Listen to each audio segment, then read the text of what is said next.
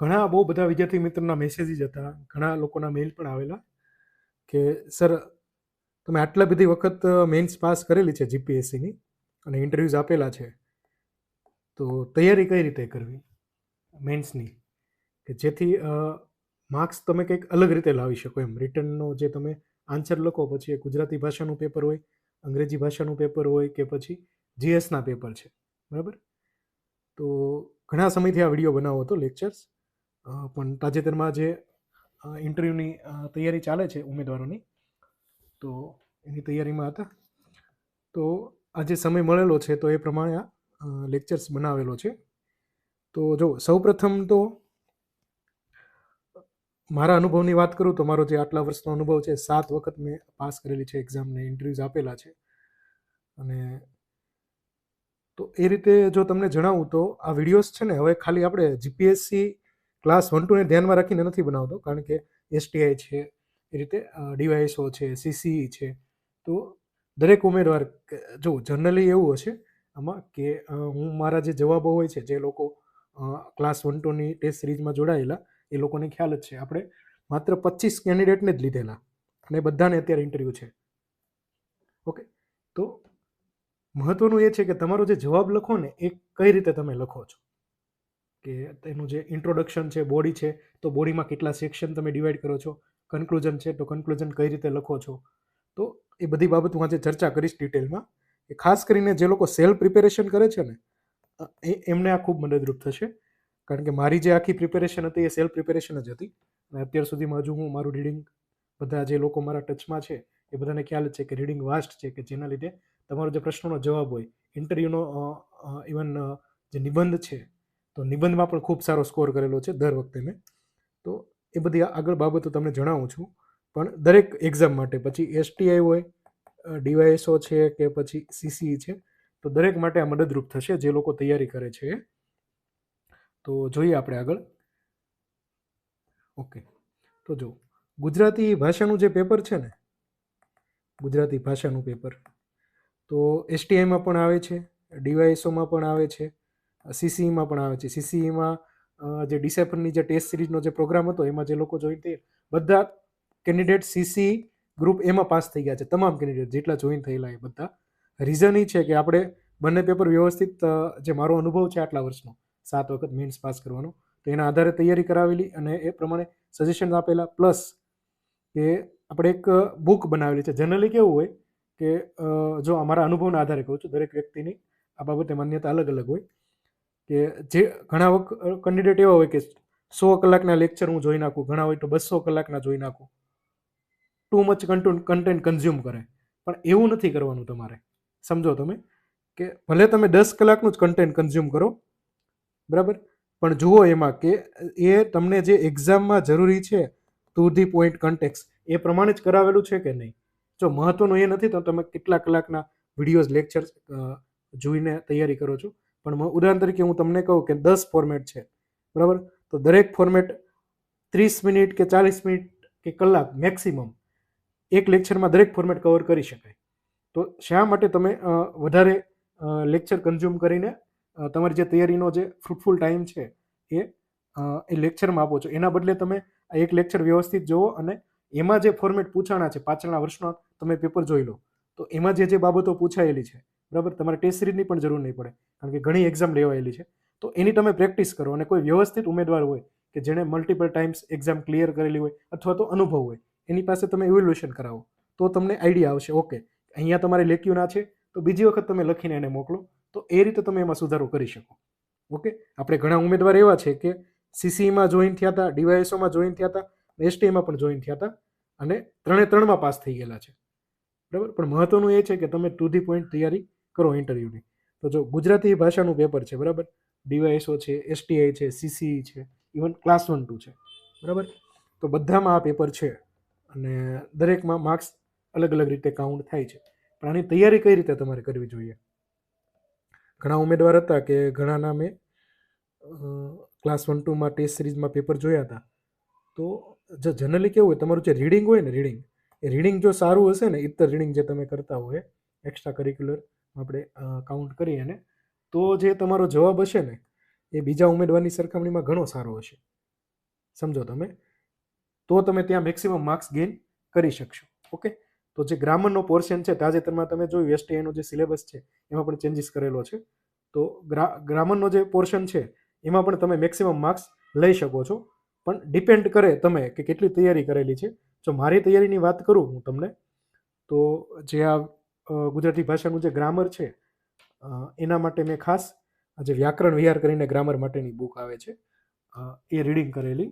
મતલબ મારી જે તૈયારીનો સમય હતો તો એ સમય દરમિયાન મેં એ બુકનો અભ્યાસ કરેલો છે. અને સાથે સાથે ભાષા વિવેક છે, ભાષા નિયામક શ્રેણી કચેરી છે, આ ગુજરાત સરકારનું પબ્લિકેશન છે, તો એનો પણ તમે ત્યાં યુઝ કરી શકો છો. તો આ રીતે તમે તૈયારી કરી શકો છો તમારી અલગ અલગ રીતે. ફોર્મેટ્સ પછી જો દરેક જે પેપર છે એ દરેકમાં ફોર્મેટ છે, તમને ખ્યાલ છે. તો એ ફોર્મેટ એકોર્ડિંગ તમારે તૈયારી કરવાની થાય કે તમે દરેક ફોર્મેટ જોઈ લો કે પાછળની એક્ઝામમાં કયા કયા ફોર્મેટ પૂછાયેલા છે અને એ એકોર્ડિંગ તમે તૈયારી કરો. દરેક ફોર્મેટ્સના મોડેલ ફોર્મેટ્સ બનાવી લેવાના તમારે. હું એવું કરતો, મારી જ્યારે તૈયારી ચાલતી હતી જ્યારે એક્ઝામની, તો દરેક ફોર્મેટ હોય એનું આદર્શ જે ફોર્મેટ હોય, કે કારણ કે મારી પાસે મારા પોતાના ફોર્મેટ્સ હતા કે જે મને ખ્યાલ હતું કે ઓકે 10માંથી મને 7 મળેલા છે, 8 મળેલા છે આ ફોર્મેટમાં, ઓકે 80માં 50માંથી મને 42 મળેલા છે, 39 મળેલા છે. તો એ રીતે તમે દરેક ફોર્મેટ્સના મોડેલ બનાવી લો, મોડેલ ફોર્મેટ્સ, કે જેથી ઇન્ટરવ્યૂ વખતે છે ને તમારે બીજું કંઈ રિફર નથી કરવાનું, તમારા પોતાના ફોર્મેટ્સ જ તૈયાર કરવાના છે.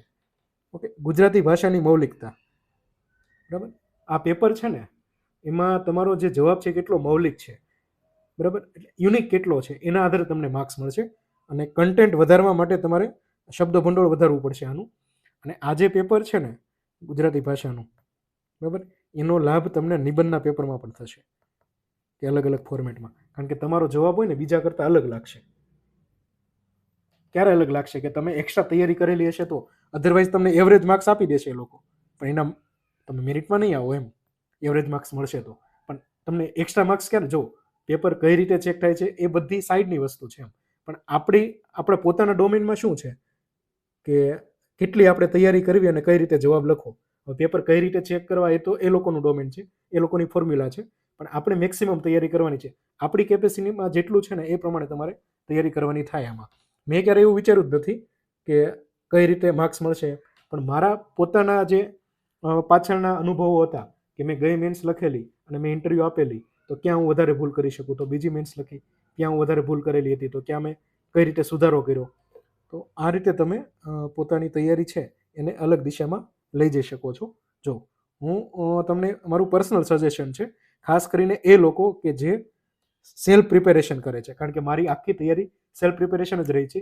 અને હું દરેક ઉમેદવારને કહું છું કે જો તમે કેપેબલ હો પોતાની રીતે તૈયારી કરવા તો તમે પણ કરી શકો છો.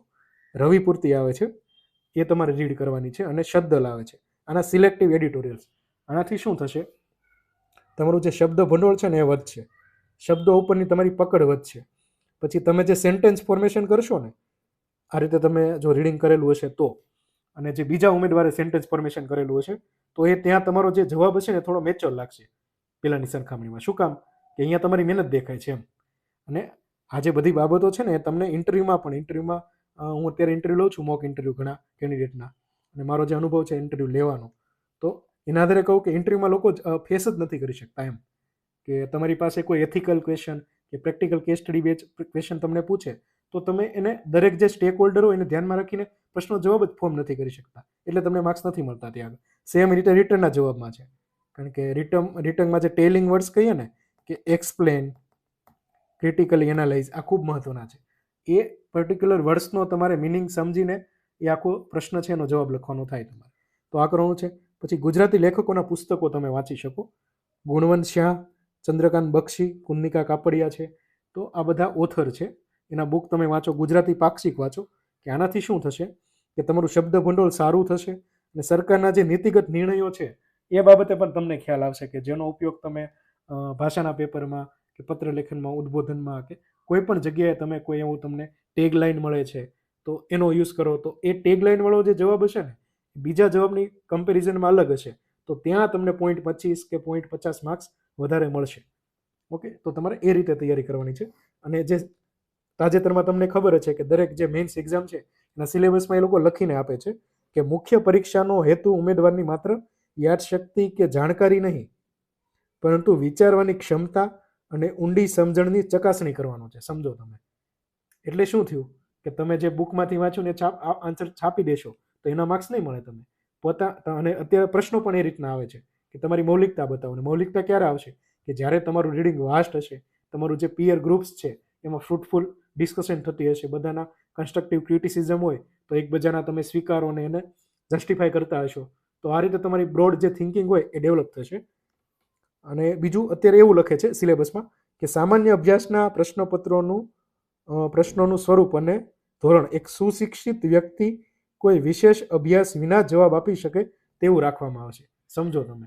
આવું શું કામ કહે છે એ લોકો? કે તમારી અન્ડરસ્ટેન્ડિંગ, તમારી પોતાની સમજણ કેટલી છે ને એ ચેક થશે. તાજેતરમાં જેટલી એક્ઝામ લેવાની છે, મેન્સના પેપર તમે જોયા હશે, અને ઇવન જે ઇન્ટરવ્યૂ આપીને ઉમેદવાર આવે છે તો એના અનુભવ પણ જો કોઈ તમારા મિત્ર વર્તુળમાં હોય તો પૂછો તમે, તો ખ્યાલ આવશે કે એમાં પણ એ રીતના પ્રશ્નો પૂછે છે અત્યારે. તો તૈયારી તમારે એ રીતે કરવાની છે.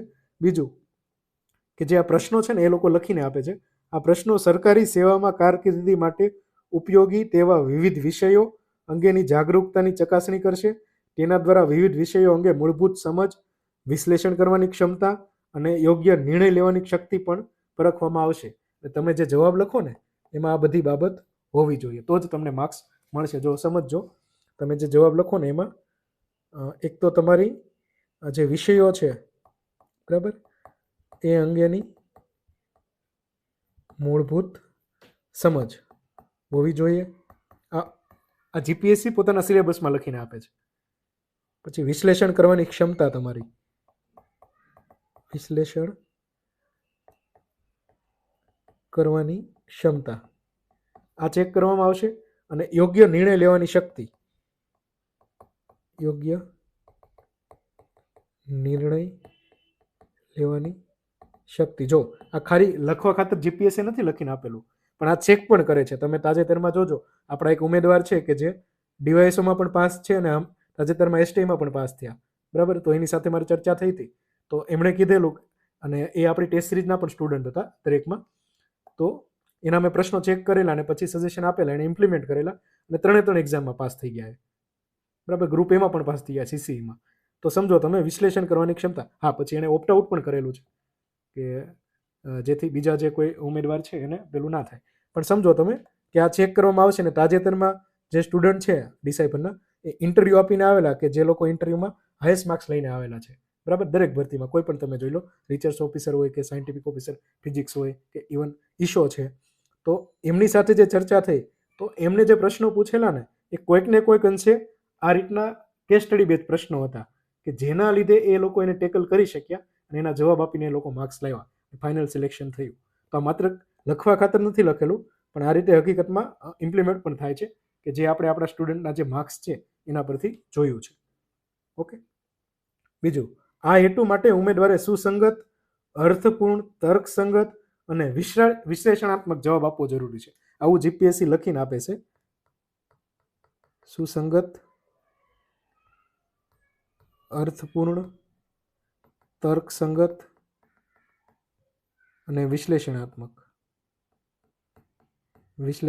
જો સુસંગત એટલે કેવું કે કન્ટેક્સ્ટ, કે જે પૂછ્યું છે ને એનો જ તમે જવાબ આપો. ઘણી વખત કેવું કે કોઈ ટોપિક વિશે ઉમેદવારને વધારે માહિતી હોય તો લખ્યા જ કરે, પણ એવું નથી કરવાનું. તમે જુઓ કે ક્રિટિકલી એનાલાઇઝ પૂછ્યું છે, એક્સપ્લેન પૂછ્યું છે, ઇવેલ્યુએટ પૂછ્યું છે, તો એ પ્રમાણે તમારા પ્રશ્નનો જવાબ ચેન્જ થઈ જશે.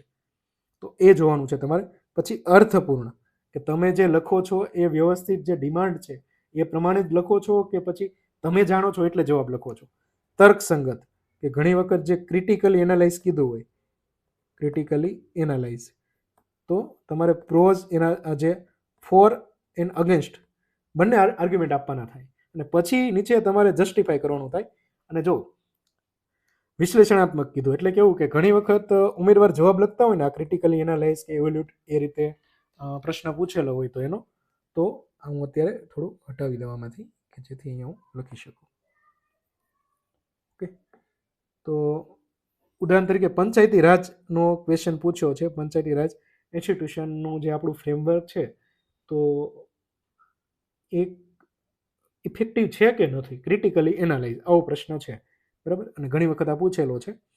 તો એક ઉમેદવાર એવો હશે કે એનું જે કન્ક્લુઝન હશે ને એમાં લખી દેશે કે હા આપણે જે પંચાયતી રાજ વ્યવસ્થા છે, ત્રિસ્તરીય વ્યવસ્થા છે, મેં ઘણા જવાબ ચેક કરેલા છે એટલે ખ્યાલ છે કે ત્રિસ્તરીય વ્યવસ્થા છે ને આ રીતનું આપણું છે, આ સુધારાની જરૂરિયાત છે. પણ કોઈક ઉમેદવાર એવો હશે કે જે લખશે કે હા આપણે જે ડેમોક્રેટિક ડિસેન્ટ્રલાઇઝેશન, આ શબ્દ એણે નાખ્યો છે જુઓ તમે, એના પાર્ટ રૂપે આપણે આ વ્યવસ્થા લાવેલા, પરંતુ હજુ તેમાં સુધારાની જરૂરિયાત છે. અને એ ઉમેદવાર એવું પણ લખશે કે આપણે 3Fs ફંડ્સ, ફંક્શન્સ અને ફંક્શનરીઝ, આ ત્રણના માધ્યમથી આપણે આ જે પીઆરઆઈ પંચાયતી રાજ ઇન્સ્ટિટ્યુશન એટલે કે પંચાયતી રાજ સંસ્થાઓની જે વ્યવસ્થા છે એને મજબૂત કરવાની જરૂર છે. હવે તમે સમજો, તમે જ પેપર ચેક કરો છો તો જે પહેલો મેં તમને જવાબ કીધો એને તમે વધારે માર્ક્સ આપશો કે પછી જે આ ઉમેદવારે ડેમોક્રેટિક ડિસેન્ટ્રલાઇઝેશન 3Fs એટલે કે 3 ફંડ્સ, ફંક્શન અને ફંક્શનરીઝ આપણે આપવા જોઈએ, આ જવાબ લખ્યો અને વધારે માર્ક્સ આપશો? ઓબ્વિયસ છે, બટ ઓબ્વિયસ કે તમે આને જ માર્ક્સ આપશો જેણે આ રીતે જવાબ લખેલો છે. તો સમજો તમે આ ક્યારે આવશે કે જ્યારે તમારું ઇતર રીડિંગ હશે, તમે વધારે રીડિંગ કરતા હશો તો તમે આ એક એક્સ્ટ્રા લેવલથી વિચારીને આ પ્રશ્નનો જવાબ આપી શકશો. એટલે મહત્વનું એ છે કે તમારું રીડિંગ કઈ રીતનું છે. જો અહીંયા મેં આ 3 બુક લખેલી છે, હું આગળ સમજાવું છું એના વિશે. ત્યાં સુધીમાં તમે જે અમે ઉપર જે બાબતો લખી એના પર થોડી નજર મારી લો.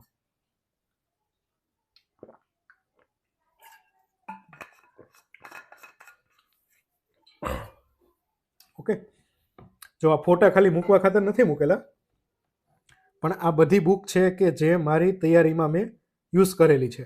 અને બહુ બધા ઉમેદવારની ક્વેરીઝ હતી, ઘણાએ તો એટલો ડિટેલમાં મને મેસેજ લેટર લખેલો છે, લેટર કે સર તમારી બુકનું લિસ્ટ આપો કે તમે એક્સ્ટ્રા રીડિંગ કઈ રીતે કરો છો આટલું બધું. જો આ જે બુક છે ને એ તો મેં ખાલી 2 કે 5% બુક છે કે જે મને મહત્વની લાગી છે અને એ મેં અહીંયા મૂકેલી છે, કારણ કે તૈયારી માટે તમે યુઝ કરી શકો. બાકી મારી જે હોબી છે રીડિંગની, તો હું બહુ બધી બુક્સ રીડ કરતો હોઉં છું.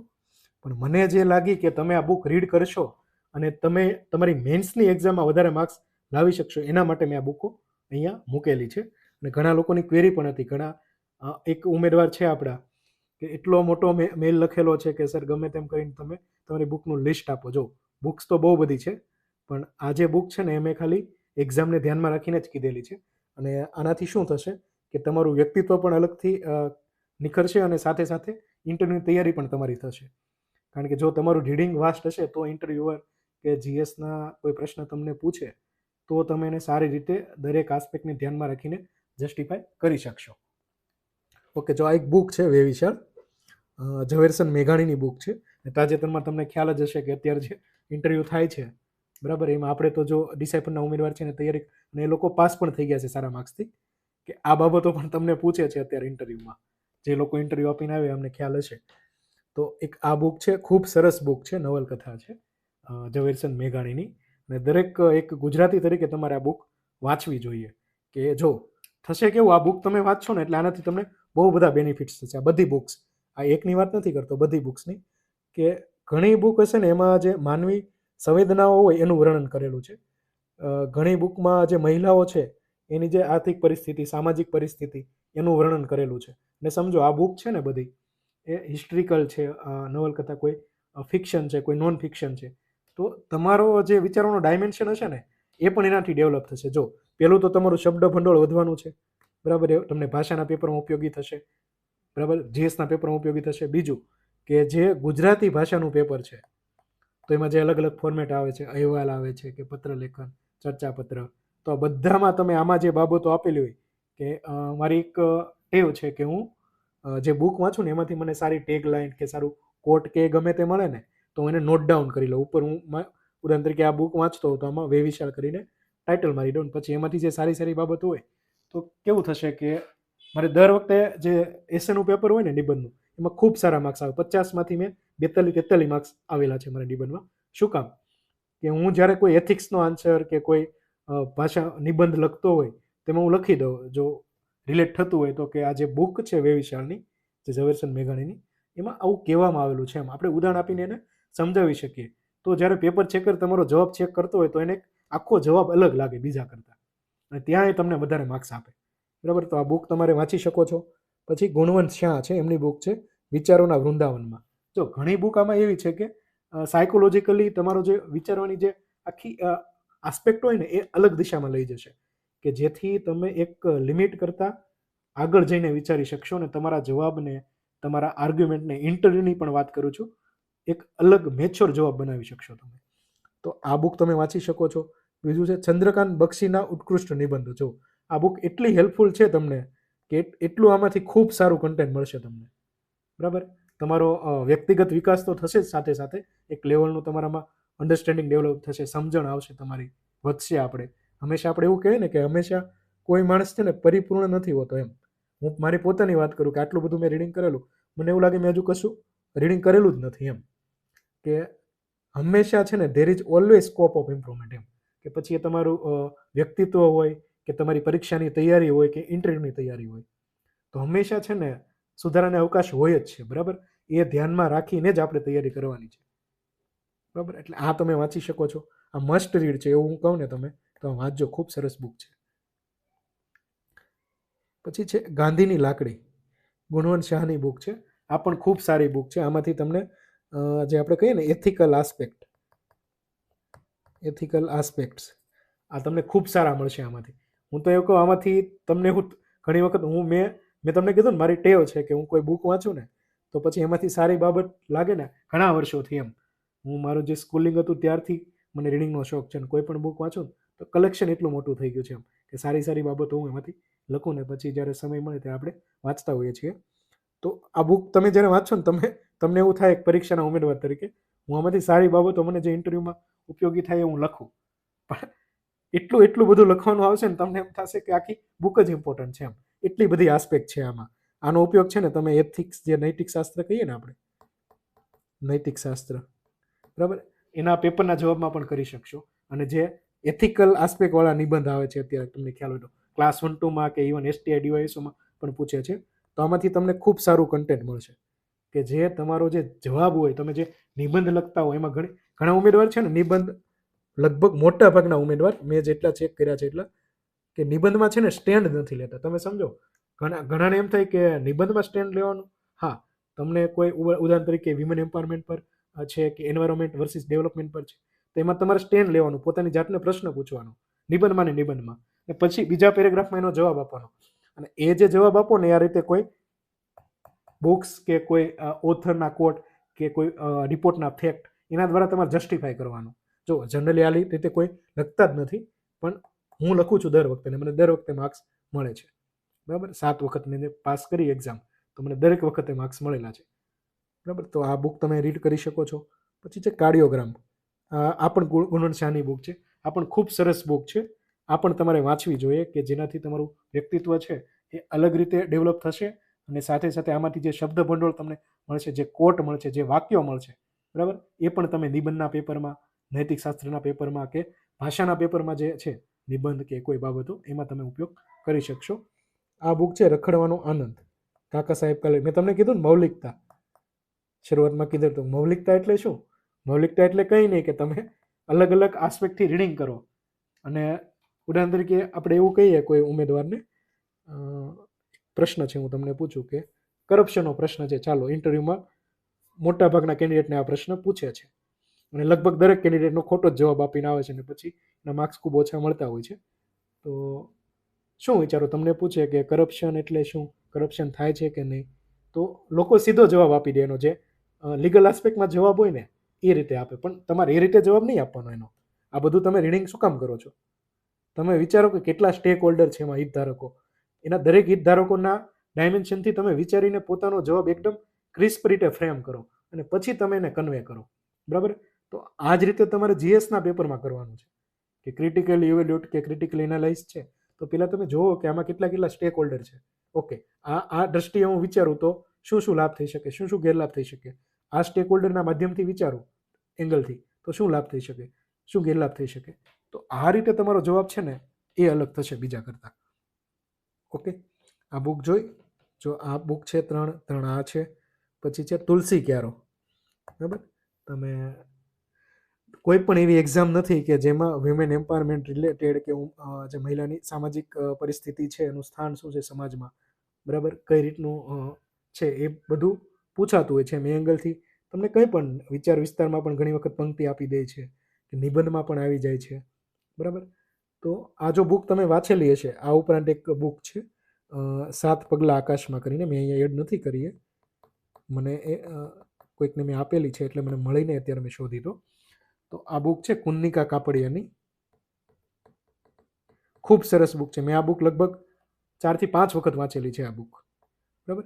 તો મેં જે મારું, હું તમને કહું, આ જે બુક છે ને અમે વાંચી છે, આમાં પાત્ર આવે છે વ્યોમેશ અને વસુધા. વ્યોમેશ અને વસુધા. બરાબર. મને ખ્યાલ છે મારી જે મેન્સ હતી જીપીએસસીની, એમાં નિબંધ હતો એક. એ નિબંધમાં મેં આજે છે ને આની શોર્ટ સ્ટોરી કરીને એમાં મને 42 માર્ક્સ આપેલા છે નિબંધમાં. એટલે નિબંધ તો 50 માર્ક્સનો બહુ મોટું હોય, પણ મેં 2 કે 3 પેરેગ્રાફમાં આનો ઉલ્લેખ કરેલો ઇન ધ સેન્સ કે એને રિલેટ થતું હતું એક્ઝેક્ટલી ત્યાં, અને મને ત્યાં સ્ટ્રાઇક ડાઉન થઈ ગયું એક્ઝામ જ્યારે લખતો હતો ત્યારની વાત છે, જ્યારે મારી મેન્સ હતી ત્યારની. અને ત્યારે મેં આ લખેલું ને ઘણો સમય થઈ ગયો ને, પણ સમજો તમે, જો આ રીતે તમે રિલેટ કરી શકશો ત્યાં, બરાબર, કોઈ પણ બુકને. પણ ક્યારે તમે એ દિલથી વાંચેલી હશે, તમે એને સમજ્યા હશો તો આ તમે કહી શકો. પછી છે ચંદ્રકાંત બક્ષીની શ્રેષ્ઠ વાર્તાઓ.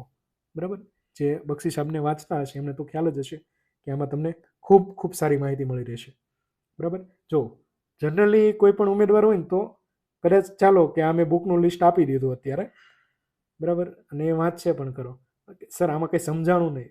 સમજો એ જ સમજવાનું છે, સમજાણું નહીં ને, એ જ તમારે સમજવાનું છે અહીંયા, કે તમે એટલી ડેવલપ કરો તમારી પોતાની જાતને, થિંકિંગ એબિલિટીને, ક્રિટિકલ થિંકિંગ આપણે કહીએ, કે તમે કોઈ સ્લોગન કે કોઈ સુવિચાર આપણે કહીએ, કે કોઈ આર્ટિકલ છે, કોઈ બુક છે, કોઈ બુકનું એક માત્ર પેજ તમે વાંચેલું છે, એ વાંચી લો એટલે તરત તમને ખ્યાલ આવી જાય, ઓકે હું આ જીપીએસસીની તૈયારી કરું છું, આ પેપરના આ પર્ટિક્યુલર ટોપિકમાં હું આને રિલેટ કરી શકીશ, ને નોટ ડાઉન કરી લો તમે. એક આ છે સમયનો સદુપયોગ શ્રેણીની બુક છે, આ ચંદ્રકાંત બક્ષીની છે, સદાબહાર વાર્તાઓ. આમાંથી પણ તમને ઘણી સારી માહિતી મળી રહેશે. માહિતી આ જો બધી છે ને ફિક્શનલ બુક છે, નોન ફિક્શન નથી કે સર તમે શું વાંચવાનું કહી દીધું, પણ હું વાંચવાનું એટલે કહું છું કે તમારું થિંકિંગ એ લેવલે ડેવલપ થશે એમ, કે તમારી મૌલિકતા વધશે, તમારું શબ્દ ભંડોળ વધશે. નેપથ્ય કરીને બુક છે, ખૂબ સરસ બુક છે. થોડી સમજવામાં તમને પેલી લાગશે આ બુક, પણ સારી બુક છે એમ, તમે વાંચી શકો આને. બરાબર. તો આપણે અત્યારે કેટલી બુક જોજો, વેવિશાળ ઝવેરચંદ મેઘાણીની, પછી વિચારોના વૃંદાવનમાં છે ગુણવંત શાહ, ચંદ્રકાંત બક્ષીના ઉત્કૃષ્ટ નિબંધો, આ વાંચી શકો તમે. ગાંધીની લાકડી છે ગુણવંત શાહની, પછી છે કાર્ડિયોગ્રામ કરીને, ખૂબ સરસ બુક છે, આ પણ ગુણવંત શાહની છે. રખડવાનો આનંદ કાકા સાહેબ કાલેલકરની બુક છે. બરાબર. તુલસી ક્યારો ઝવેરચંદ મેઘાણીની છે. ચંદ્રકાંત બક્ષીની શ્રેષ્ઠ વાર્તાઓ, ચંદ્રકાંત બક્ષી સદાબહાર વાર્તાઓ, નેપથ્ય ચંદ્રકાંત બક્ષી. બરાબર. આટલી બુક છે. હવે નેક્સ્ટ બીજા પેપર તરફ આગળ વધીએ. ઓકે. અંગ્રેજી ભાષાનું પેપર છે. બધા લોકો મોટા ભાગના હોય કે સર આમાં તમે કન્ટિન્યુઅસલી કઈ રીતે માર્ક્સ આવ્યા. જો પહેલાં તો મારું ઇંગ્લિશ પહેલેથી સારું છે, અને આજની તારીખે પણ હું મારા ઇંગ્લિશને ઇમ્પ્રૂવ કરવા માટે કંઈક ને કંઈક રીડિંગ કરું છું, કંઈક ને કંઈક વાંચું છું, કોઈ ન્યૂઝ જોઉં છું, કોઈ ટેલિવિઝનમાં એ રીતની જે ન્યૂઝ આવતા હોય કે જેમાં મને કંઈક નવી વોકેબ જાણવા મળે, તો એ પ્રમાણે હું પ્રયાસ કરું. મેં તમને કીધું ને, કોઈ પણ વ્યક્તિ ક્યારેય પરિપૂર્ણ નથી હોતા એમ. ધેર ઇઝ કહીએ ને, there is always scope of improvement. બરાબર. હંમેશા આપણી જાતને સુધારવાનો પ્રયાસ કરવાનો. પછી એ એક્ઝામની તૈયારી બાબતે હોય કે વ્યક્તિત્વ બાબતે હોય. જો અમારો એક સ્ટ્રોંગ એરિયા છે કે જેમાં અમે કન્ટિન્યુઅસલી 85+ માર્ક્સ સ્કોર કરેલા છે દરેક મેન્સમાં. આ પેપરમાં તમારી પાસે પરીક્ષામાં પૂરતો સમય મળશે, કારણ કે ફોર્મેટ ગુજરાતી ભાષાની સરખામણીમાં ઓછા છે. બરાબર. અને ફોર્મેટ્સ એટલે કે મેં તમને જે પહેલા પેપરનું કીધું છે ગુજરાતી ભાષાનું પેપર, જો ધ્યાન રાખજો, હું આ જે સલાહ આપું છું ને તમને, જે સલાહ તો ના કહી શકું પણ સજેશન તમને આપું છું મારા જે 7 મેન્સ પાસ કરવાના જે અનુભવ છે એના આધારે, કે સીસી છે, એસટીઆઈ છે, ડીવાયએસઓ છે, અને જીપીએસસી ક્લાસ 1-2 છે. બરાબર. દરેકમાં બંને પેપર આવે છે. બંનેમાં ઇવોલ્યુશન અલગ રીતે થશે બધામાં, કે પછી માર્કિંગની પેટર્ન અલગ હોય, એક ગમે તે હોય, પણ અહીંયા જે હું કહું છું એ દરેક રીતે બધા એક્ઝામમાં રિલેટ થશે તમારે, કે મોડેલ ફોર્મેટ્સ તમારે બનાવી લેવાના છે. બરાબર. ઓકે. હવે ઘણા કેન્ડિડેટની એવી ક્વેરી હતી કે સર આમાં સ્કોર કઈ રીતે કરવો આ પેપરમાં. બરાબર. સીસી ગ્રુપમાં જે લોકો અમુક જે નહોતા થયા ગ્રુપ એમાં, પણ ગ્રુપ બીમાં થઈ ગયા હતા, તો એ લોકોનું પણ એવું હતું કે સર અંગ્રેજી ભાષાના પેપરમાં સ્કોર ના થયો બરાબર. ઓકે. તો જો આમાં તમારે છે ને દરરોજ ઇન્ડિયન એક્સપ્રેસનું રીડિંગ કરવાનું છે. ઇન્ડિયન એક્સપ્રેસ એટલે જે ન્યૂઝપેપર છે એ, અથવા તો ધ હિન્દુનું રીડિંગ કરી શકો તમે. પણ આઈ પર્સનલી રેકમેન્ડ કે તમે ઇન્ડિયન એક્સપ્રેસનું કરજો. થોડી જે ટર્મિનોલોજીસ છે ને, જે વોકેબ આની, એ તમને અઘરી લાગશે શરૂઆતમાં. પણ જો તમે રેગ્યુલર તેનું રીડિંગ કરશો, રેગ્યુલર, તો નહીં વાંધો. આનાથી શું થશે, તમારું જે ઇંગ્લિશ પર જે પકડ છે ને, ઇંગ્લિશ ભાષા પર, એ વધશે, તમારી સારી થશે. પ્લસ તમારી વોકેબ છે એ એનરીચ થશે સારી. અને જ્યારે આ ભાષાના પેપરમાં તમારે જવાબ લખવાનો થશે તો કોઈ વાંધો નહીં આવે તમારે. તમે ઇઝીલી તેનો જવાબ લખી શકશો. બરાબર. અને આમાંથી પણ તમે કલેક્શન કરી શકો કે કોઈ એડિટોરિયલ હોય, એમાં સારી ટેગ લાઇન હોય, સારું સ્લોગન હોય, કે સારો ડેટા હોય, ફેક્ટ હોય, રિપોર્ટ હોય, તો એ તમે અલગથી નોટ ડાઉન કરી શકો. કરી શકો નહીં, કરવાનું જ છે. તો જ તમારો, તમે એ જવાબને છે ને, તમારો જ્યારે જીએસમાં જવાબ લખશો ત્યારે એ ડેટાનો ત્યાં યુઝ કરીને જસ્ટિફાય કરી શકશો. ઇંગ્લિશ બુક્સનું રીડિંગ કરવું. ધ ઇન્ડિયા આવે છે બાય એસ જયશંકર, બહુ બધી બુક્સ છે. હું અત્યારે તમને કહું છું, મને જે મહત્વપૂર્ણ લાગી કે જે તમારું ઇંગ્લિશ પણ સુધારશે, સાથે સાથે તમને નવા શબ્દો આપશે, અને સાથે સાથે જીએસનું પેપર છે, એસએનું પેપર છે, કે એથિક્સનું પેપર છે, અને ઇવન તમારું પોતાનું ઇન્ટરવ્યૂ છે, એમાં પણ તમને હેલ્પફુલ થશે. એટલે જો આમાં મેં છે ને તમને અંગ્રેજી ભાષાના પેપરમાં તમે સમજો, ગુજરાતીમાં મેં છે ને તમને લગભગ ફિક્શન જ કીધું છે વાંચવાનું. એટલે એવું નથી કે ખાલી ફિક્શન વાંચો, અમુક બાબતો નોન ફિક્શન પણ છે, બરાબર. તો એ પણ તમે વાંચી શકો. પણ ફિક્શન ને અંગ્રેજીમાં નોન ફિક્શન છે, સમજો. શું કામ? કે આનો ઉપયોગ તમે દરેક જગ્યાએ કરી શકશો. ઇન્ટરવ્યુમાં પણ કરી શકશો, જીએસમાં પણ કરી શકશો, એસએમાં પણ કરી શકશો, અને એથિક્સમાં પણ કરી શકશો. સંસદ ટીવીની ડિબેટ સાંભળવી, ખૂબ સારી ડિબેટ આવતી હોય છે. એમાં તમને ઘણું જાણવા પણ મળતું હોય છે. તમારી સમજો ઘણી ખરી તૈયારી ત્યાં જ થઈ જતી હોય છે. તો આ તમે કરી શકો છો. પછી અંગ્રેજી ગ્રામર, આમાં જો મેં લ્યુસન્ટ યુઝ કરેલી છે, અને રેન એન્ડ માર્ટિન, ઘણા વર્ષોથી હું બુક રિફર કરું છું. રેન એન્ડ માર્ટિનની શરૂઆતમાં તમને અઘરી લાગશે, પણ કરી શકો છો તમે. અને એક વર્ડ પાવર મેડ ઇઝી કરીને આવે છે, બરાબર. જો આ વર્ડ પાવર મેડ ઇઝી છે ને, આ બુક એક વખત તમે કરી જાઓ ને, ટાસ્ક આપેલા હોય, ડે 1, ડે 2, ડે 3, તમારું ઇંગ્લિશ ખૂબ સારું થઈ જશે. પણ કન્સિસ્ટન્સી જાળવીને ખૂબ મહત્વની છે. જો એવું હોય ને, તો તમારે 2 કે 3 મિત્રો હોય ને, તો તમારે નક્કી કરવાનું કે આપણે વર્ડ પાવર મેડ ઇઝી બુક છે ને, એનું દરરોજ એક ચેપ્ટર કરવું છે. ઓકે, એ રીતે કરવાનું. પછી એકબીજા સાથે શબ્દોની ડિસ્કશન કરવાની કે આમાં આ શબ્દ હતો, એનો મિનિંગ આ થાય, આ શબ્દ હતો, એનો મિનિંગ આ થાય. તો છે ને, આ બુક જ્યારે પૂરી કરશો ને તમે, ત્યારે તમારી વોકેબ, તમારી પકડ અંગ્રેજી ભાષા પર ખૂબ સારી થઈ ગઈ છે. જે લોકોને અત્યારે આવું હોય ને કે સર અંગ્રેજી નથી આવડતું, નથી થતું, તો એ બધા તમારી ક્વેરી સોલ્વ થઈ જશે ત્યાં. તો આ તમે કરી શકો છો. નેક્સ્ટ જોઈએ. In this paper, I have continuously scored one of the highest marks of a particular exam because of my UPSC exam essay preparation. અમે લખેલું છે, અને આ રીતે મને માર્ક્સ મળેલા છે દર વખતે. તો એક સારો નિબંધ લખવા શું કરવું જોઈએ આપણે? તો પહેલાં તો ભાષા પર તમારી પકડ હોવી જોઈએ. તમે ઇંગ્લિશમાં લખો છો કે ગુજરાતીમાં લખો છો, બરાબર. બંનેમાં જે તે ભાષાના શબ્દો મંડળ પર તમારી સારી પકડ હોવી જોઈએ. પછી છે અલગ અલગ વિષયોનું નોલેજ હોવું જોઈએ તમારી પાસે. મેં તમને કીધું ને, તમે જો એક્સ્ટ્રા બુક્સ રીડિંગ કરશો, ફિક્શન, નોન ફિક્શન, કે પછી ન્યૂઝપેપરના એડિટોરિયલ્સ રીડ કરશો તમે, બરાબર, ન્યૂઝ ડિબેટ જોશો તમે, તો શું થશે કે તમારી પાસે જે નોલેજ હશે ને, એ અલગ અલગ એંગલથી આવેલું, સોશિયલ, ઇકોનોમિકલ, પોલિટિકલ, હિસ્ટ્રિકલ. તો એ જવાબ તમે સારી રીતે લખી શકશો એનો ઉપયોગ કરીને. પછી ચિંતનાત્મક નિબંધો જે તાજેતરમાં પૂછાય છે, તો એનું પણ મેં તમને કીધું કે આ બધા કન્ટેન્ટ સોર્સિસ તમે રિફર કરીને જ સારો નિબંધ લખી શકશો. હજુ પણ હું આગળ કહું છું, ઘણા વિદ્યાર્થીઓને લેક્ચર બોરિંગ લાગશે, પણ જો તમારે પાસ થવું છે, બરાબર, તો આ બધું જ તમારે કરવું પડશે. અને લોકો આ બધું કરીને પાસ પણ થયેલા છે. મારું પોતાનું તમારી સામે ઉદાહરણ છે કે આટલી વખત હું સુધારો કરતો જ જાઉં છું મારા સ્કોરમાં. તમે પણ કરી શકો છો, બરાબર. અને આપણા કેટલા બધા ઉમેદવાર છે કે જે તાજેતરમાં ક્લાસ 1-2 માટે ઇન્ટરવ્યુમાં ક્વોલિફાય થયેલા છે. સીસી ગ્રુપે ક્લિયર કરેલી છે, એસટીઆઈની પ્રિલિમ્સ ક્લિયર કરેલી છે, ડીવાયએસઓ થઈ ગયા છે, હાલમાં ફરજ બજાવે છે. તો આ બધું ફોલો કરીને તમે પણ કરી શકો છો, પણ સમય લાગશે આમાં. તમે આ બધી વસ્તુ છે ને, તાત્કાલિક કરવી પોસિબલ નથી. તમે આનું વ્યવસ્થિત આયોજન કરો. તમારી પાસે ઘણા ઉમેદવાર એવા હોઈ શકે કે પ્રાઇવેટ નોકરી કરતા હોય, કોઈ સરકારી નોકરી કરતા હોય, ને આગળ બીજી એક્ઝામ આપતા હોય, બરાબર. તો જેટલો સમય તમારી પાસે હોય એ પ્રમાણે તમે આયોજન કરીને તૈયારી કરી શકો. ફેક્ટ્સ, ફિગર્સ, કોટ્સ અને ડાયમેન્શન. ઓકે, અમે ક્યાં કીધું તમે યાદ કરો. મેં આ લેક્ચર શરૂ કર્યો તો આનો ઉલ્લેખ ક્યાં કરેલો? શરૂઆતમાં જ્યારે મેં તમને કીધું કે ન્યૂઝપેપર વાંચો છો, બુક વાંચો છો, મેં તમને કીધું ને હું કોઈ બુક વાંચું તો પહેલાં એનું લખી નાખું મથાળું ટાઇટલ, પછી એમાંથી જે સારી સારી બાબત હોય એ લખું. એટલે જ્યારે મારે પછી કોઈ એસે કે નિબંધ લખવાનું થાય ને, એસે કે જીએસનો આન્સર, તો ત્યારે હું એનો ત્યાં રેફરન્સ આપું. એટલે તમારો જે આર્ગ્યુમેન્ટ હોય ને એ જસ્ટિફાઈ થઈ જાય ત્યાં. અને જો આ રીતે કોઈ નહીં આપતું હોય, એમ તમે સમજો, બહુ ઓછા કેન્ડિડેટ હોય કે આ રીતે જસ્ટિફાઈ કરતા હોય, તો ત્યાં એ જવાબ હોય ને બીજા કેન્ડિડેટની સરખામણીમાં અલગ લાગે ને ત્યાં તમને માર્ક્સ મળી શકે.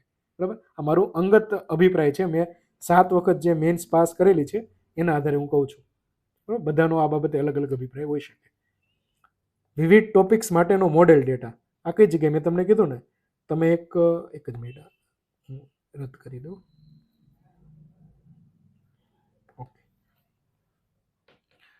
મોડેલ ડેટા એટલે કેવું કે તમે એક બુક બનાવવાની, તમારે એક આખી મોટી બુક હોય ને એમાં તમારે ટોપિક કરવાનો હ્યુમન એમ્પાવરમેન્ટ. બરાબર, 10-20 પેજ છોડી દેવાના. નેક્સ્ટ ટોપિક રાખવાનો એન્વાયરમેન્ટ, 10-20 પેજ છોડી દેવાના. પછી ટોપિક રાખો તમે આર્ટિફિશિયલ ઇન્ટેલિજન્સ. બરાબર, આ રીતે થઈ ગયું. ઉદાહરણ તરીકે આજે સવારે તમે ન્યૂઝપેપર વાંચતા હતા, એક રાખો એગ્રીકલ્ચર. અને ન્યૂઝપેપરમાં તમે જોયું કે આજથી સરકારે 25 લાખ ટન ઘઉં છે એની નિકાસને મંજૂરી આપી. બરાબર, તેનું કારણ પણ લખેલું હતું શું કામ મંજૂરી આપી, તો અહીંયા તમે એગ્રીકલ્ચર છે એની નીચે લખી દો. બરાબર, પછી આવતીકાલનું તમે કોઈ ન્યૂઝપેપર વાંચો તો એમાં કોઈ ડેટા આવેલો હોય કે ડિજિટલ ડિવાઇડ છે મેન અને વિમેન વચ્ચે, તો એ ડેટા તમે અહીંયા લખી દો. પછી એન્વાયરમેન્ટ રિલેટેડ આવે કે એન્વાયરમેન્ટ પરફોર્મન્સ ઇન્ડેક્સ કે રિલેટેડ, તો એ અહીંયા લખી દો. એટલે શું થશે, આ રીતે તમે જે કન્ટેન્ટ તૈયાર કરેલું હશે ને એવું કન્ટેન્ટ કોઈની પાસે નહીં હોય. સમજો, તમને હું આ કોન્ફિડન્સ સાથે કહી શકું છું કે આ કન્ટેન્ટ કોઈની પાસે નહીં હોય. તમે કોઈ પણ જગ્યાએ ગમે ત્યાં જોઈ લો, કારણ કે આ તમારું પોતાનું કન્ટેન્ટ છે. તમે પોતે મહેનત કરેલી છે, તમે પોતે રીડિંગ કરીને આ ડેટા લાવેલા છો. અને એક્ઝામના આગળના દિવસે તમારે જ્યારે રીડ કરવું હશે ને તો એકદમ ઝડપથી થઈ જશે. એમ કે તમે આખું જે એ પેપરનો ડેટા છે ને એ કલાક કે અડધી કલાકની અંદર કરી શકશો રિવિઝન. શું કામ કે તમને પોતે એ એડ કરેલું છે અને તમને ખ્યાલ છે કે એ શું હતું એ, કારણ કે તમે એનું બેકગ્રાઉન્ડ પણ જાણો છો. બરાબર, તો આ રીતે ઉદાહરણ તરીકે વુમન એમ્પાવરમેન્ટ પર કોઈ એસે પૂછાણો, તમારી પાસે કેટલું રીચ કન્ટેન્ટ હશે અહીંયા, એડિટોરિયલનું, બુક્સનું, ન્યૂઝપેપરનું, ડિબેટ્સનું. અને એનો ઉપયોગ તમે જ્યારે સ્ટેપ બાય સ્ટેપ તમારો નિબંધ લખવામાં કરો તો નિબંધ કેટલો સરસ લાગે કે કોઈ પણ વ્યક્તિ વાંચે તો પણ એમ થાય કે નહીં, એને બધા આર્ગ્યુમેન્ટને, દરેક ડાયમેન્શનને કવર કરેલા છે. તો આ રીતે તમે માર્ક્સ લાવી શકો છો. હું પોતે આ રીતે રિફર કરું છું, દર વખતે હું માર્ક્સ લાવું છું. ઓકે, નિબંધ. તો નિબંધના પેપરમાં સારો સ્કોર કરવા માટે શું કરવું, તો ઓનલી આઈએસ ચેનલ છે, અત્યારે એનું નામ ચેન્જ થઈ ગયું છે. એનું ન્યૂઝ ડિસ્કશન દરરોજ સાંભળવું જોઈએ, ખૂબ સારું આવે છે. હું ઘણા વર્ષોથી સાંભળું છું news discussion. The Indian Express ન્યૂઝપેપરનું ધ એક્સપ્લેન પેજ આવે છે, એનું રીડિંગ કરવું, તેમજ અન્ય મહત્વના એડિટોરિયલ્સ પણ તમારે વાંચવા જોઈએ. ઓકે, નિબંધનો અભ્યાસ કરવા માટે દ્રષ્ટિ આઈએસની નિબંધ દ્રષ્ટિ બુક છે. આ સારી બુક છે, મેં વાંચેલી છે. આ તમે વાંચી શકો છો, એમાંથી તમને ઘણી માહિતી મળી રહેશે. પછી Institute for Defence Studies and આઈડીએસએની વેબસાઇટ છે. આના પણ તમને ખૂબ સારી અને પ્રમાણિત માહિતી મળશે, એનો પણ તમે યુઝ કરી શકો છો.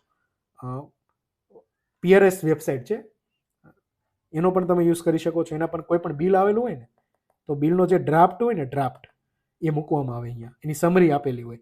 જો તમારે આખું બિલ ના વાંચો ને તો સમરી, એમાંથી પણ તમને ખૂબ સારી માહિતી મળી રહેશે કે જે નિબંધમાં તમે યુઝ કરો ને તો તમારો નિબંધ આખો અલગ લાગશે. એ પણ તમે કરી શકો. અને સેકન્ડ, એઆરસી રિપોર્ટની સમરી કમ્પલસરી કરવાની છે તમારે.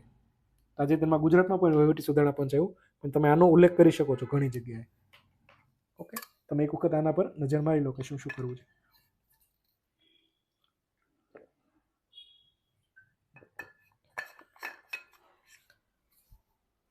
ઓકે, જો તાત્કાલિક તો આ બધું થવાનું જ નથી, તમારે આયોજન કરવું પડશે. ને એ રીતે જો આયોજન કરીને 30 દિવસ પણ તમે આ ફોલો કરી ગયા ને તો 30 દિવસ પહેલાંની તમારી પોતાની જે ઇવેલ્યુએટ કરજો, અને 30 દિવસ પછી તમારા પોતાના વ્યક્તિત્વમાં કે પોતાની તૈયારીમાં કેટલો તફાવત આવ્યો ને એ તમે જોજો. પણ કન્સિસ્ટન્સી ખૂબ મહત્ત્વની છે. કન્સિસ્ટન્સી વગર આ નહીં થાય. બરાબર, કારણ કે ખૂબ કોમ્પ્રિહેન્સિવ છે અને સમય અને તૈયારી, મહેનત બધું માંગી લે એવું છે. એટલે એ રીતે તમારે આ તૈયારી કરવાની છે. ઓકે સર, આ બીજું શું આવી ગયું એમ કહેતા હશે ઘણા કેન્ડિડેટ કે આ તમે બીજી બુક્સના ફોટા મૂકી દીધા છે. તો જો આ જે બુક છે અનિલ સ્વરૂપ સાહેબની બુક છે, હું વ્યક્તિગત રીતે આ બુક મેં વાંચેલી છે, ethical dilemmas of civil servant, અને એક આ છે not just a civil servant. સમજો તમે કે મેં ઇવન મારા મિત્રો છે કે જે ઓલરેડી આઈપીએસમાં પાસ થયેલા છે, બરાબર, એમની સાથે પણ મારે ડિસ્કશન થતી હોય, તો એમને પણ જ્યારે નિબંધ લખેલા ને, તો આ જે બુક છે ને બંને, આ જે બુક બંને, આમાં કેસ સ્ટડી આપેલી છે, સમજો તમે. અને કેવી કેસ સ્ટડી સમજો તમે કે રિયલ, બરાબર, કોલ રિલેટેડ છે કે એક સિવિલ સર્વન્ટે કયા ડિલેમાં ફેસ કરવા પડે, આપણે એથિક્સના પેપરમાં જે કેસ સ્ટડી આવે છે ને એ ટાઈપની, એનો ઉલ્લેખ તમે તમારા જવાબમાં કરો નિબંધના કે એમાં, તો કેટલો અલગ લાગે તમારો જવાબ. તમે આનો રેફરન્સ પણ આપી શકો, બરાબર. એટલે મેં આ લગભગ 2 થી 3 વખત આ બુક બંને વાંચેલી છે, કારણ કે દરેક વખતે તમે વાંચો ને કંઈક નવું તમને જાણવા મળે, બરાબર. એ ખાસ કરીને જે એથિક્સના પેપર છે ને એ અને નિબંધના પેપરમાં આ બંને બુક ખૂબ મહત્વની છે, બરાબર. તો સમય મળે તો તમે આ બંને બુક વાંચી શકો છો.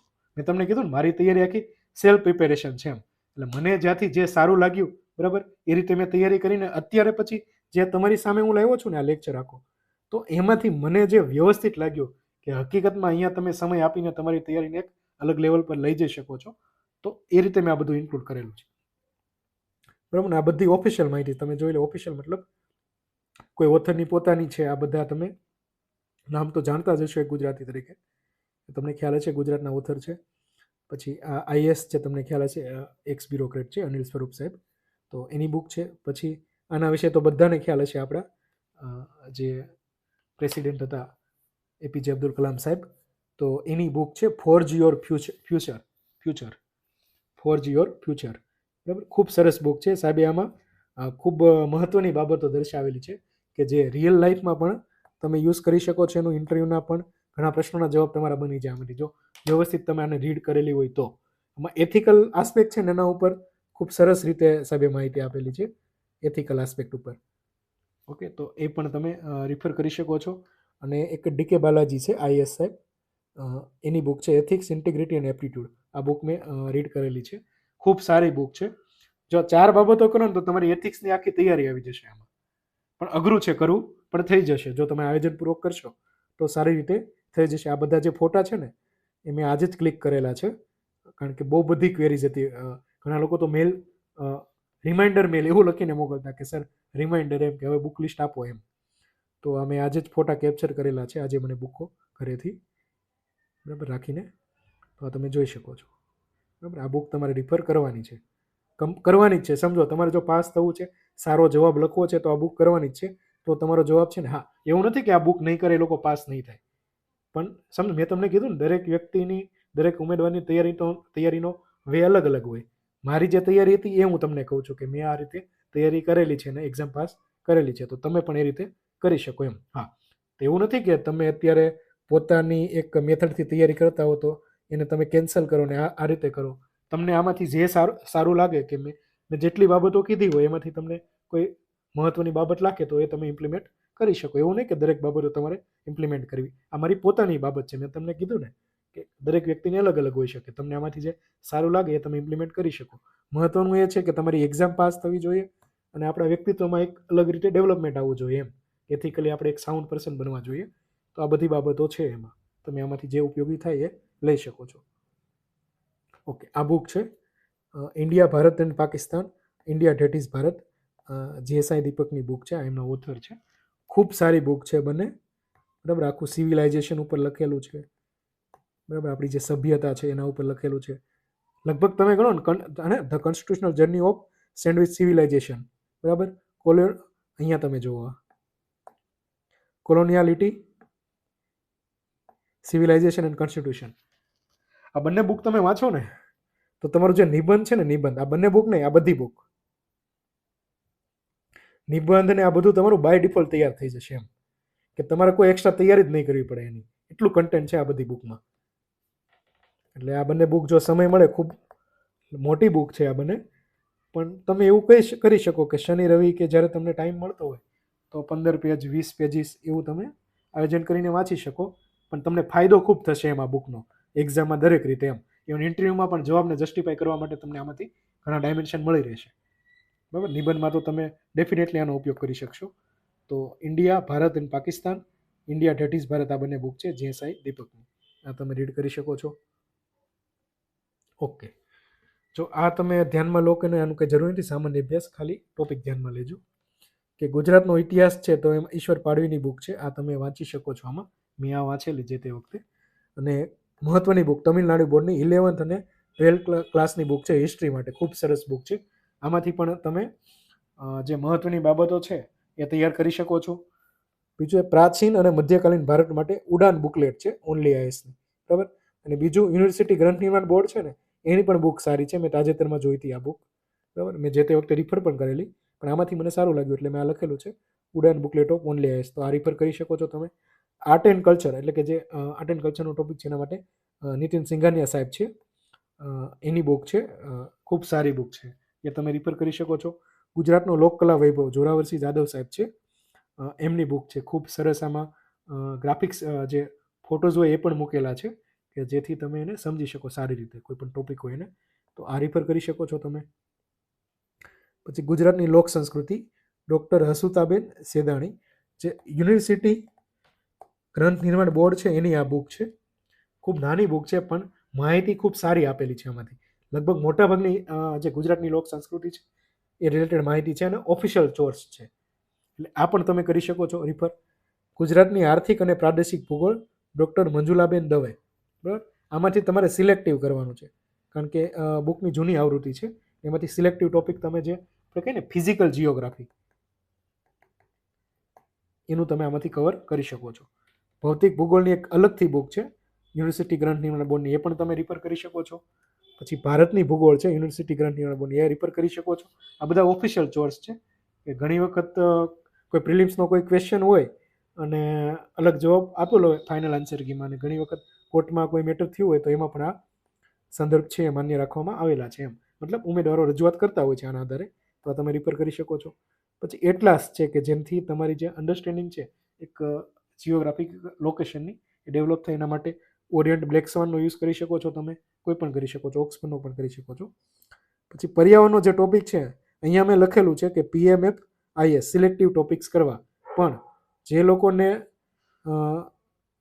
PSIની છે એક્ઝામ કે પછી DYSO છે કે STI છે કે ક્લાસ 1-2 છે કે CCE છે, કોઈ પણ એક્ઝામ છે, તો મેં એક લેક્ચર્સ મૂકેલો છે ડિસાઇપર GPSCની યુટ્યુબ ચેનલ પર, પર્યાવરણનો સંપૂર્ણ ટોપિક, કે મારો જે અનુભવ છે, કારણ કે એન્વાયરમેન્ટ વિષય છે મેં ઘણા વર્ષો સુધી ભણાવેલો પણ છે UPSCના કેન્ડિડેટને, તો મારા અનુભવના આધારે મેં પ્રયાસ કરેલો છે કે 1 કલાકની અંદર હું તમને મેક્સિમમ આપી શકું એમાં જે મહત્વનું કન્ટેન્ટ છે. તો એ તમે જોઈ લેશો તો પણ તમારું મોટાભાગનું કવર થઈ જશે. 12th NCERT છે 12thની જિયોગ્રાફીની, એ પણ તમે જોઈ શકો, ફંડામેન્ટલ્સ ઓફ ફિઝિકલ જિયોગ્રાફી, ખૂબ સારી બુક છે NCERTની. ઓકે, નેક્સ્ટ જોઈએ પોલિટી માટે એમ લક્ષ્મીકાંત તો તમારે રિફર કરવાની જ છે, બરાબર. પોલિટી કે જેથી સમજણ સારી ડેવલપ થાય. પછી જાહેર વહીવટ માટે જો આમાં છે ને એક બીજી બુક મેં વાંચેલી DK બાલાજી કરીને, સોરી DK બાલાજી નહીં પણ એક્ઝેક્ટ મને રિકોલ નથી થતું અત્યારે, ખૂબ સારી બુક છે DD બાસુ, હા DD બાસુ, અને DD બાસુની બુક છે પોલિટીની કોન્સ્ટિટ્યુશનની એક છે અવર પાર્લામેન્ટ બાય સુભાષ કશ્યપ. આ બુક આટલી મેં વાંચેલી, કારણ કે અત્યારે તમે જોશો કે જે ક્વેશ્ચન આવે છે એ પણ એટલા લેવલના આવે છે કે ખાલી લક્ષ્મીકાંતથી તમે એનો જવાબ નહીં આપી શકો. DD બાસુની બુક તમે વાંચો, અવર પાર્લામેન્ટ બાય સુભાષ કશ્યપ વાંચો, આ બુક્સ મેં બધી વાંચેલી છે, તો એના આધારે તમારી જે અન્ડરસ્ટેન્ડિંગ છે ને એ સારી ડેવલપ થશે અને તમે જવાબ આપી શકશો અને નિબંધમાં પણ તમે સ્ટેન્ડ લઈ શકશો. પછી જે પબેડનો ટોપિક છે તો દ્રષ્ટિ આઈએસની વેબસાઇટ પરથી સિલેક્ટિવ ટોપિક્સ તમે કરી શકો છો. લક્ષ્મીકાંતની બુક છે એમ લક્ષ્મીકાંતની પબ્લિક એડમિનિસ્ટ્રેશનની, પણ ખૂબ મોટી બુક છે, હા એ પણ સારી બુક છે, પણ એમાંથી તમે સિલેક્ટિવ કરજો, આખી બુક તમારે નથી કરવાની. જે આપણને ઇન્ટરવ્યૂ આપણા જે તૈયારી માટે મહત્વનું છે ને એટલું જ તમારે એમાંથી તૈયાર કરવાનું છે. નીતિશાસ્ત્ર DK બાલાજી IAS બુક કરી શકો છો, એ મેં તમને અહીંયા બતાવેલી છે જોવા. એથિક્સ માટે આ બધું કરવાનું છે તમારે, પણ આ પણ તમે કરી શકો છો. ઓકે, અને લેક્સિકોન બુક છે જે ટર્મિનોલોજીસ હોય ને, ઇન્ટિગ્રિટી એટલે શું, ઓનેસ્ટી એટલે શું, એકાઉન્ટેબિલિટી એટલે શું, રિસ્પોન્સિબિલિટી એટલે શું, તો આ બધી ટર્મિનોલોજીસ છે ને તમને આ બુકમાંથી મળી જશે, બરાબર. ટર્મિનોલોજી શીખ્યા પછી તમારે કોઈ કેસ સ્ટડી લેવાની અને એમાં સમજવાનું કે અહીંયા એકાઉન્ટેબિલિટી ક્યાં આવશે, અહીંયા ઇન્ટિગ્રિટી ક્યાં આવશે, અહીંયા રિસ્પોન્સિબિલિટી ક્યાં આવશે, પછી તમારે એનો જવાબ આપવાનો છે. જાહેર વહીવટ એમ લક્ષ્મીકાંત મેં તમને કીધું ને સિલેક્ટિવ કરવાનું છે. સેકન્ડ એઆરસી રિપોર્ટની સમરી, ખાસ કરીને જે એથિક્સ ઇન ગવર્નન્સ કરીને રિપોર્ટ છે એ તમારે કરવાનો છે. અને પીઆરએસ લેજિસ્લેટિવ રિસર્ચની વેબસાઇટ પરથી સિલેક્ટિવ ટોપિક્સ, અહીંયા બિલ્સ આપેલા હશે તમને, તેના ડ્રાફ્ટ તમારે જોઈ લેવાના છે અને એની સમરી પણ ત્યાં આપેલી છે. બરાબર, જો અહીંયા મેં જેટલું તમને કીધું ને આ બધું મારી પોતાની નોટ્સ મેં તૈયાર કરેલી છે. આમાં અમુક ડિજિટલ ફોર્મમાં છે અને અમુક હાર્ડ કોપીમાં છે કે મેં બનાવેલું હોય, તો એ એન્ડ જ કન્ટેન્ટ કહેવાય તમારું. તમે પણ પોતાની રીતે આ રીતે એક લેવલ પર આખી તૈયારી લઈ જઈ શકો તમારી, પણ સમય લાગશે એના માટે. આ બધું તમારે એમાં રિફર કરવું પડશે. ઓકે, છે વિજ્ઞાન અને ટેકનોલોજી. બરાબર, આમાં જનરલી કરંટ્સ રિલેટેડ જ પૂછાતું હોય છે અને ખાસ કરીને પીએસએલવી, જીએસએલવી કે એ રીતનું ન્યુક્લિયરનો જે આપણો પ્રોગ્રામ હતો એ રિલેટેડ પૂછાય છે. તો ઓનલી આઈએસની ઉડાન બુકલેટ છે એસએનટી માટેની, ખૂબ સરસ રીતે આમાં બધું કવર કરેલું છે, એ તમે રિફર કરી શકો છો. ઇકોનોમી માટે દ્રષ્ટિ આઈએસની વેબસાઇટ પરથી સિલેક્ટિવ ટોપિક્સ કરી લેવાના તમારે. પછી વિવેક સિંઘની બુક છે, માંથી સિલેબસના ટોપિક કરવાના. હું પર્સનલી આ બુક રિફર કરું છું, વિવેક સિંઘ, ખૂબ સારી બુક છે, તેમાંથી કરી શકો. અને 12th ક્લાસની જે એનસીઆરટી છે ઇકોનોમીની, એમાંથી તમે તૈયારી કરી શકો ઇકોનોમી માટે. કરંટ અફેર્સ માટે જો પાક્ષિક, જેમાંથી ગુજરાત સંબંધિત જે કાંઈ નીતિઓ હોય, સરકારના અલગ અલગ પગલાઓ હોય એ તમે કરી શકો. વિઝન આઈએસનું મંથલી મેગેઝિન કરવાનું જ છે તમારે. પછી ગુજરાત સમાચાર અથવા તો સંદેશ, આમાંથી કોઈ પણ એક ન્યૂઝપેપર. આનાથી શું થશે, મેં તમને અગાઉ સમજાવેલું ને કે શબ્દલ અથવા તો રવિ પૂર્તિ, આ બંને તમે રિફર કરો. બરાબર, અને એમાંથી એડિટોરિયલમાંથી તમને નવું નવું જાણવા મળશે, નવા વોકેબ મળશે, તમને નવા સ્લોગન મળશે કે નવા ડેટા મળશે. એ તમે નોટ્સમાં નોટ ડાઉન કરો તમારી, અને જ્યારે એક્ઝામ હોય ત્યારે ટોપિક વાઇઝ જે નોટ્સને તમે રિફર કરી લો, એટલે તમારે બીજી કોઈ તૈયારી જ કરવાની જરૂર નહીં રહે. દ્રષ્ટિ આઈએસનું વીકલી તમે રિફર કરી શકો છો. પછી જો આ ખાસ કરવાનું છે આ બાબત, તો કેન્દ્ર સરકારનું બજેટ અને આર્થિક સર્વેક્ષણ, ગુજરાત સરકારનું બજેટ અને આર્થિક સર્વેક્ષણ, આની સમરી, કે જેથી તમે નિબંધમાં, જીએસના પેપરમાં કે ઇવન ઘણી વખત ઇન્ટરવ્યુમાં પણ પૂછે છે કે આમાં કેટલી જોગવાઈ કરેલી છે, તો ત્યાં તમે એનો જવાબ આપી શકો. ઓકે, છેલ્લી સ્લાઇડ છે પણ ખૂબ મહત્વની છે. મારી પર્સનલ ઇનપુટ છે આ, કે મેં જે 7 વખત મેન્સ ક્લિયર કરી એના આધારે, કે મેક્સિમમ આન્સર રાઇટિંગની પ્રેક્ટિસ કરો. બરાબર, મેક્સિમમ તમે, કારણ કે જ્યાં સુધી તમે લખશો નહીં, બરાબર, ત્યાં સુધી જે તમે વિચારો છો એ તમારા હાથ પર નહીં આવે. લખવું જ પડશે એના માટે તમારે. તમને મેં જે મારી મેન્સ હતી ને એ વખતે 80 to 90 પેપર્સ, આખા પેપર મેં પ્રેક્ટિસ કરેલા છે મોક ટેસ્ટના. 80 થી 90 પેપર, કે જેમાં યુપીએસસીના પણ હોય એ પણ હું લઈ લેતો, કે પ્રેક્ટિસ થાય ને પાછળની જેટલી મેન્સ લેવાની હોય એ પણ. તમે મેક્સિમમ આન્સર રાઇટિંગ કરશો ને તો તમે જે વાંચેલું છે એને તમે હાથ પર લાવી શકશો. કારણ કે ઇનડાયરેક્ટલી તમે કેટલું જાણો છો એ તો પરીક્ષકને નથી ખબર હોવાની, એક્ઝામિનરને, જે પેપર ચેક. તમે જે કોપી ઉપર લખેલું હશે એ જ એની પાસે જવાનું છે, તો એના માટે તમારે પ્રેક્ટિસ કરવી પડશે. વધુમાં વધુ નોન ફિક્શન બુક્સનું વાંચન કરો. બરાબર, નોન ફિક્શન એટલે કેવું કે જો નવલકથા હોય ને એને કાલ્પનિક કહેવાય. પછી ઉદાહરણ તરીકે સત્યના પ્રયોગો છે, ગાંધીજીની આત્મકથા, તો ઇન્ડિયા આવે બુક છે આપણા જે વિદેશ મંત્રી છે તેની, તો આ બધી નોન ફિક્શન બુક કહેવાય. એનું તમે વાંચન કરો તો તમારું નોલેજનો જે બેઝ છે એ પણ વધશે, અને સાથે સાથે તમારી જે અન્ડરસ્ટેન્ડિંગ છે એ પણ ડેવલપ થશે, ક્રિટિકલ થિંકિંગની એબિલિટી પણ ડેવલપ થશે તમારું. પ્રશ્ન પેપરમાં તમને કામ લાગવાનું છે બધું. દરરોજ ન્યૂઝપેપર વાંચો, ગુજરાતી અથવા અંગ્રેજી કોઈ પણ. બરાબર, હું તો એવું કહું, એક ગુજરાતી વાંચો ને એક અંગ્રેજી. અંગ્રેજીમાં ઇન્ડિયન એક્સપ્રેસ છે ને ગુજરાતીમાં કોઈ પણ દિવ્ય ભાસ્કર છે, સંદેશ છે કે ગુજરાત સમાચાર છે. 3 થી 4 એસ્પાયરન્ટનું ગ્રુપ બનાવીને સિલેબસના અલગ અલગ મુદ્દા પર ડિસ્કશન કરો. તો આનાથી શું થશે કે તમે એકબીજાના અલગ અલગ એંગલથી શું ઓપિનિયન છે જાણી શકશો, અને એને છેલ્લે તમારા જવાબમાં કે ઇન્ટરવ્યૂ વખતે જવાબમાં ઇન્કોર્પોરેટ કરી શકશો. જો 3 થી 4 જ, હું તો એમ કહું 3 હશે ને તો બી ચાલશે, 3 કેન્ડિડેટ, પણ સિરિયસ કેન્ડિડેટ હોવા જોઈએ તૈયારી બાબતે. બરાબર, કે જે તમે જે વેમાં તૈયારી કરો ને એ વે એકોર્ડિંગ જ તૈયારી કરતા હોવો જોઈએ. નહીતર પછી કન્સ્ટ્રક્ટિવ ક્રિટિસિઝમની જગ્યાએ અલગ રીતે ઓપિનિયન આપશે લોકો. તમે લખેલા મોક પેપર્સનું જીપીએસસી મેન્સ પાસ કરી હોય ને ઇન્ટરવ્યુઝ આપેલા હોય તેની પાસે ઇવેલ્યુએશન કરાવો. શું કામ કહું છું કે ઉદાહરણ તરીકે તમે કોઈ જવાબ લખ્યો પ્રશ્નનો કે કોઈ નિબંધ લખ્યો તમે, તો એનું ઇવેલ્યુએશન કોણ કરી શકશે? કારણ કે એ તમે જે જવાબ લખેલો છે ને એ જીપીએસસીની તમારે એક્ઝામ આપી છે ને એ ધ્યાનમાં રાખીને લખેલો છે. તો એવો વ્યક્તિ જ કરી શકશે કે જેને અનુભવ છે એનો, કે જેને ઇન્ટરવ્યુઝ આપેલા છે એમ, કે ઓલરેડી એ સ્ટેજમાંથી એ પસાર થઈ ગયો છે એમ, ઓલરેડી એણે જીપીએસસી મેન્સ પાસ કરેલી છે. એટલે ઇટ મીન્સ કે એ જાણે છે કે ઓકે જીપીએસસીમાં આ ઉમેદવારે તમે જવાબ એને લખીને આપશો તો એ જોશે ઓકે અહીંયા તમારી ભૂલ કરેલી છે, ઓકે અહીંયા તમે સરસ લખેલું છે. તો સારા પાસા એ સારા કહેશે અને જ્યાં તમારે સુધારાનો અવકાશ છે એ બાબતો પણ જણાવશે. પણ ક્યારેક એણે પોતે મેન્સ લખેલી હશે, પાસ કરેલી હશે તો એ કહી શકશે. તમે રેન્ડમ કોઈ વ્યક્તિ પાસે ઇવેલ્યુએશન કરાવશો તો કઈ રીતે તમને સજેશન આપી શકે? કારણ કે એના પાસે કોઈ બેન્ચમાર્ક જ નથી એમ, કે આ ઉમેદવારે મને જવાબ આપ્યો તો મારે એને શેના આધારે ઇવેલ્યુએશન કરવું? તમારી પાસે બેન્ચમાર્ક તો હોવો જોઈએ ને પહેલાં ઇવેલ્યુએશન કરવા માટે. એટલે હંમેશા ધ્યાન રાખજો કે તમે જે પેપર ચેક કરાવો ને કોઈ એવા ઉમેદવારને તમને મળી જ રહેશે કે જીપીએસસી મેન્સ પાસ કરી હોય ને ઇન્ટરવ્યુઝ આપેલા હોય તેની પાસે તમે ઇવેલ્યુએશન કરાવો, કે જેથી તમને યોગ્ય ફીડબેક મળી રહે. બરાબર? તો તમે પોતાનું જે તૈયારી છે ને સારી રીતે ઇવેલ્યુએટ કરી શકશો. ઓકે, તો આ રીતે મેં પ્રયાસ કરેલો છે કે મારો જે આટલા વર્ષનો અનુભવ છે અને મેં જે એક્ઝામ પાસ કરેલી છે મલ્ટિપલ ટાઈમ્સ, તો એના આધારે મેં કઈ રીતે તૈયારી કરેલી અને શું શું રિફર કરેલું મેં, બરાબર, તમે શું કરી શકો. બરાબર, તો મેં પ્રયાસ કરેલો છે કે તમે મેક્સિમમ હું આપી શકું. ખાસ કરીને જે લોકો સેલ્ફ પ્રિપેરેશન કરે છે ને, કારણ કે મારી પ્રિપેરેશન સેલ્ફ પ્રિપેરેશન જ હતી, તો એના આધારે તમે આ બધી બાબતોને તમારી તૈયારીમાં ઇન્કોર્પોરેટ કરો જ્યાં તમને યોગ્ય. હું એવું નથી કહેતો કે આજે જે મેં તમને બધું કીધું એ તમે બધું ફોલો કરો, પણ મેં આ ફોલો કરેલું ને મને પરિણામ મળેલું છે, તો તમે પણ તમને આમાંથી યોગ્ય લાગે એ ફોલો કરીને પરિણામ લઈ શકો છો.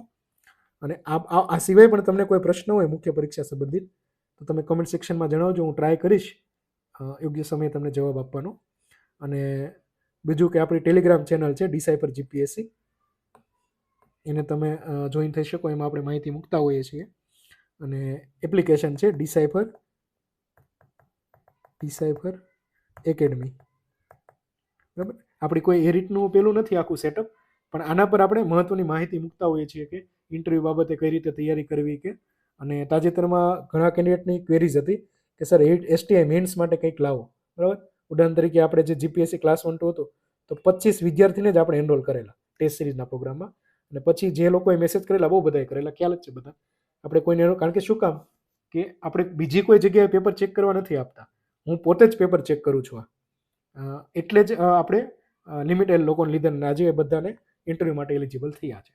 બરાબર, તો એસટીઆઈમાં આજે પણ એટલી ક્વેરીઝ આવેલી મેન્સ માટે કે સર કંઈક લાવો. તો પ્લાન કરી રહ્યા છીએ કે એક મેન્ટરશીપ ટાઈપ પ્રોગ્રામ કે જેમાં હું જ તમને જણાવું કે આ રીતે તમારે આ પ્રશ્નનો જવાબ લખવો પડે કે જેથી તમે મેક્સિમમ માર્ક્સ તેમાં લઈ શકો. તો એવું કંઈક આયોજન અમે કરી રહ્યા છીએ કે લાઈવ તમારી સાથે 1 to 1.